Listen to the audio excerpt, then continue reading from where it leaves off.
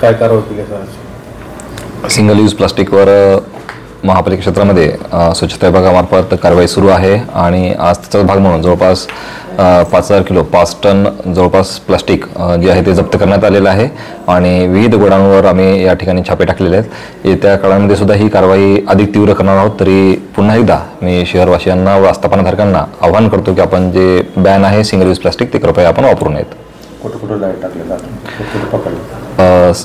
Scrap market road तसेच 60 फूट road यावरील या ठिकाणी जे काही गोडाऊन्स असतील त्या ठिकाणी आम्ही कारवाई करून माल जप्त केलेला आहे व दंडात्मक सुद्धा कारवाई केलेली आहे।